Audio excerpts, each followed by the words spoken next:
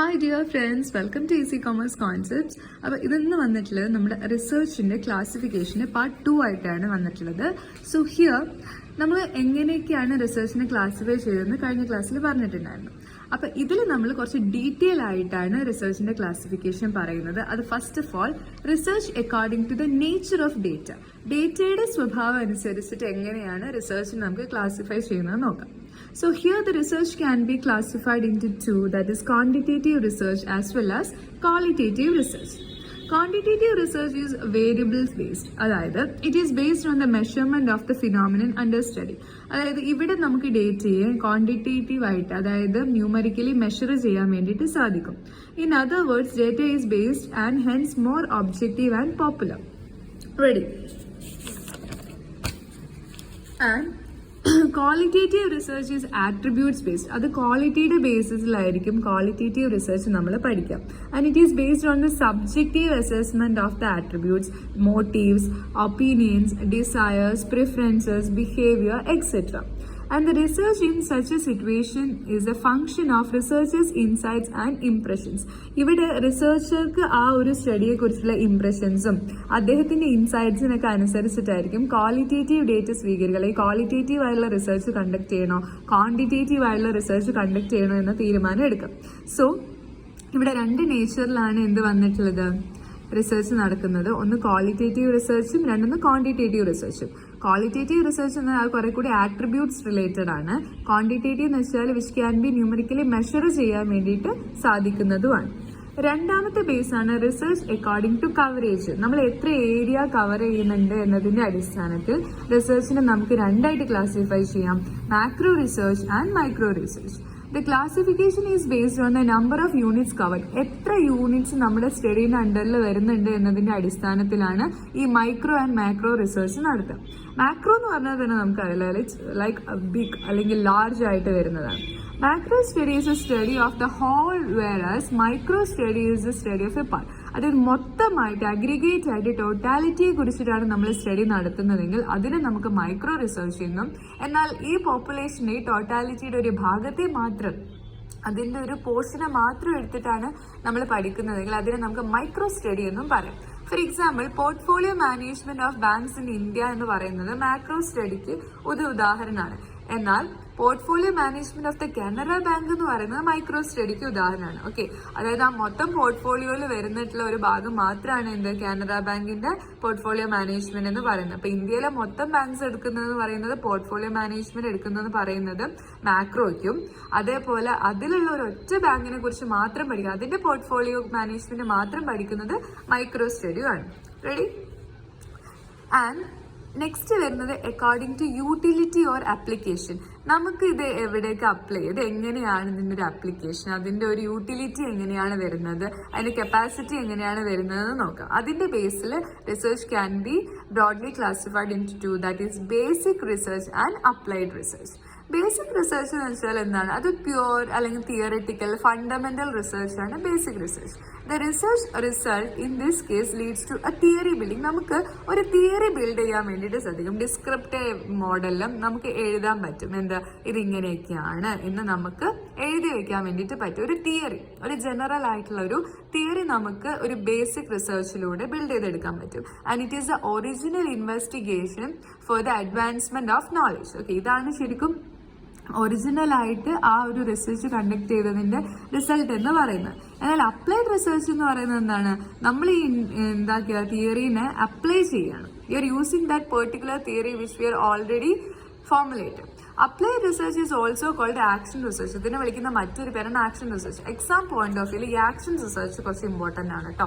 And the research result in this case leads to problem solving. ഇവിടെ നമ്മൾ ഒരു പ്രശ്നത്തിന്റെ പരിഹാരത്തിലേക്കാണ് എന്ത് ചെയ്യുന്നത്, ലീഡ് ചെയ്യപ്പെടുന്നത്. Generally it is sponsored by certain agencies four the purpose of finding solutions to certain problems. അതായത് ബിസിനസ്സുകൾ നേരിടുന്ന വലിയ വലിയ പ്രശ്നങ്ങൾക്ക് പരിഹാരം കണ്ടെത്തുന്നതിന് വേണ്ടി പല ഏജൻസികളും ഇത്തരത്തിലുള്ള ആക്ഷൻ റിസർച്ചുകൾ കണ്ടക്ട് ചെയ്യാറുണ്ട്. Four the purpose of find outing the solutions for various problems which is facing the business entities. Clear അല്ലേ? ഇപ്പൊ ബേസിക് റിസർച്ച് എന്ന് വെച്ചാൽ ജസ്റ്റ് ഒരു തിയറി മാത്രമാണ്, തിയറി ബിൽഡിംഗ് മാത്രമാണ്. പിന്നെ അപ്ലൈഡ് റിസർച്ച് അല്ലെങ്കിൽ ആക്ഷൻ റിസർച്ച് എന്ന് പറയുന്നത് it's a finding of the solutions for various problems which is faced by business entities. Clear അല്ലേ? അടുത്തത് അപ്പോൾ യൂട്ടിലിറ്റീൻ്റെ ബേസിസിലാണ് ഇത് നമ്മൾ ക്ലാസിഫൈ ചെയ്തത്. നെക്സ്റ്റ് വരുന്നതാണ് research according to the place where it is carried out. ഇത് എവിടെയാണ് നമ്മൾ ഈ ഒരു റിസർച്ച് കണ്ടക്ട് ചെയ്യുന്നത് എന്നതിൻ്റെ അടിസ്ഥാനത്തിൽ നമ്മൾ റിസർച്ചിനെ 3ആയിട്ട് തിരിച്ചിട്ടുണ്ട്. That is field study, laboratory study and library study. ആ പേരിൽ നിന്ന് തന്നെ വ്യക്തമാണല്ലേ? നമുക്ക് ഓരോന്നായിട്ട് നോക്കാം. Research is based on data അല്ലെ? ഡേറ്റയുടെ അടിസ്ഥാനത്തിലാണ് നമ്മൾ റിസർച്ച് കണ്ടക്ട് ചെയ്യുക. So data is collected by the researcher from different sources. വ്യത്യസ്തങ്ങളായ സോഴ്സുകളിൽ നിന്നാണ് ഈ റിസർച്ചർ ഈ ഡേറ്റ കളക്ട് ചെയ്യുന്നത്. So according to the data generating sources research can be classified in to 3. എവിടെ നിന്നാണ് നമുക്ക് റിസർച്ച് കണ്ടക്ട് ചെയ്യാൻ ആവശ്യമായ ഡേറ്റ ലഭ്യമാകുന്നതിന്റെ അടിസ്ഥാനത്തിൽ നമുക്ക് റിസർച്ചിനെ 3ആയി തിരിക്കാം. Field study, laboratory study and library study. Field study are experiments undertaken in the fields conducted in controlled settings as a situation permits. അതായത് നമ്മൾ ഈ പരീക്ഷണങ്ങളൊക്കെ നടത്തില്ലേ ഒരു കൺട്രോൾഡ് ആയിട്ടുള്ള ഒരു എൻവയോൺമെന്റിൽ ഒരു സിറ്റുവേഷനൊക്കെ നമ്മൾ കണ്ടക്ട് ചെയ്തിട്ട് നമ്മൾ എന്താണ് പരീക്ഷണങ്ങൾ നടത്തിയിട്ട് കാര്യങ്ങൾ കണ്ടുപിടിക്കുക, ഡേറ്റ കളക്ട് ചെയ്യുകയാണെങ്കിൽ അത്തരത്തിലുള്ള സ്റ്റഡിയാണ് ഫീൽഡ് സ്റ്റഡി എന്ന് പറയുന്നത്. Which is conducted in A controlled settings. ആ ഒരു ടേമാണ് നിങ്ങൾ പഠിക്കേണ്ടത്. കൺട്രോൾഡ് സെറ്റിംഗ്സ് ആണ്. അത് നമുക്കറിയാം, നമ്മൾ ഓൾറെഡി എല്ലാം സെറ്റ് ചെയ്ത് വെച്ചിട്ടുള്ള ആ ഒരു സിറ്റുവേഷനിലാണ് നമ്മളിത് പരീക്ഷിക്കുന്നത്. രണ്ടാമത്തത് അങ്ങനെ പരീക്ഷിച്ചിട്ട് ഡേറ്റ കളക്ട് ചെയ്യുന്നതാണ് ഫീൽഡ് സ്റ്റഡി.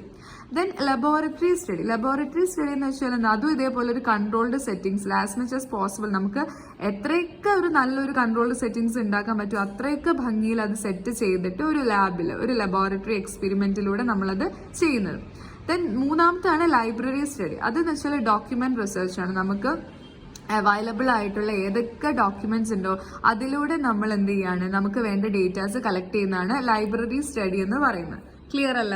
സോ ഇതൊക്കെ എന്താണ് നമ്മുടെ research according to the places where it is carried ഔട്ടിന്റെ എക്സാമ്പിൾ ആണ്. റെഡി അല്ല? ഓക്കെ.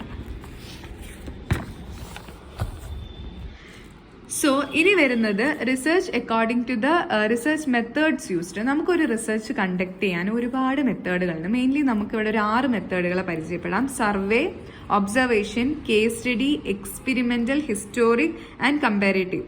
ഇത്രയും കാര്യങ്ങൾ കണ്ടക്ട് ചെയ്തിട്ട് നമുക്ക് എന്ത് ചെയ്യും ഒരു റിസർച്ച്, ഇത്രയും മെത്തേഡുകൾ യൂസ് ചെയ്തിട്ട് നമുക്കൊരു റിസർച്ച് കണ്ടക്ട് ചെയ്യാൻ പറ്റും. അപ്പോൾ ഈ പേരുകൾ നിർബന്ധമായിട്ടും പഠിച്ചിരിക്കണം. ഓരോന്നിൻ്റെയും ഇമ്പോർട്ടൻസ് നല്ല രീതിയിൽ പഠിച്ചിരിക്കണം. ഓക്കെ, റെഡി അല്ലേ? ഓക്കെ. അപ്പോൾ ഇത്രയുമാണ് ഇതിൻ്റെ ഒരു ഇമ്പോർട്ടൻ്റ് ഏരിയ എന്ന് പറയുന്നത്. Survey, observation, case study, experimentation, historical research, comparative method. അപ്പോൾ ഇത്രയും നല്ല രീതിയിൽ പഠിച്ചിരിക്കണം. അടുത്തതാണ് research according to the time frame. Time ഫ്രെയിമിന്റെ അടിസ്ഥാനത്തിൽ റിസർച്ചിന് നമുക്ക് 2ആയിട്ട് തിരിക്കാം. സിംഗിൾ ടൈം പീരീഡ് റിസർച്ച് ഉണ്ട്, ലോങ്ങിറ്റ്യൂഡിനൽ റിസർച്ച് ഉണ്ട്. ഓക്കെ, സിംഗിൾ ടൈം പീരീഡും ഉണ്ട്, ലോങ്ങിറ്റ്യൂഡലും ഉണ്ട്. അടുത്തതാണ് എന്ത്? Research according to the purpose of the study. എന്തിനു വേണ്ടിയിട്ടാണ് കണ്ടക്ട് ചെയ്യുന്നത് അത് നമുക്ക് എന്താ പറയുക 6ആയിട്ട് തിരിച്ചിട്ടുണ്ട്. Exploratory research, descriptive research, correlational research, casual research, analytical research and evaluation research. ഇത്രയും ഏരിയാസ് ഇമ്പോർട്ടൻ്റ് ആണ് കേട്ടോ. അപ്പോൾ ഇത് നല്ല രീതിയിൽ പഠിക്കാം. ഇതൊരു എസ്സേ ആയിട്ട് ചോദിക്കാൻ വരെ സാധ്യതയുള്ള ചോദ്യങ്ങളാണ്. അടുത്തതാണ് research according to the methodology adopt. ഏത് മെത്തഡോളജിയാണ് നമ്മൾ അഡോപ്റ്റ് ചെയ്തതിന്റെ അടിസ്ഥാനത്തിൽ റിസർച്ച് 2ആയി തിരിച്ചിട്ടുണ്ട്. തിയറിറ്റിക്കൽ റിസർച്ച് എന്നും എംപിരിക്കൽ റിസർച്ച് എന്നുമാണ് അത് തിരിച്ചിട്ടുള്ളത്. ഓക്കെ, റെഡി അല്ലേ? സോ ഇത്രയുമാണ് നമ്മുടെ 8 പോയിന്റുകളാണ് നേച്ചർ ഓഫ് അതായത് ഈ ഒരു റിസർച്ചിന്റെ ടൈപ്സിൽ നമുക്ക് പഠിക്കാനുള്ളത്. സോ ഇത് ഇമ്പോർട്ടൻ്റ് ആണ്. അപ്പം നിങ്ങളെല്ലാവരും വീഡിയോ ഇഷ്ടപ്പെട്ടിട്ടുണ്ടെങ്കിൽ ലൈക്ക് ചെയ്യുക, ഷെയർ ചെയ്യുക. പിന്നെ നിങ്ങളുടെ കോമൻറ്റ് സെക്ഷനിൽ നിങ്ങളുടെ ഡൗട്ട്സ് കാര്യങ്ങളുണ്ടെങ്കിൽ ചോദിക്കുക. അപ്പോൾ ഇതുവരെയും ചാനൽ സബ്സ്ക്രൈബ് ചെയ്യാത്തവരുണ്ടെങ്കിൽ സബ്സ്ക്രൈബ് ചെയ്യുക. And thank you for watching.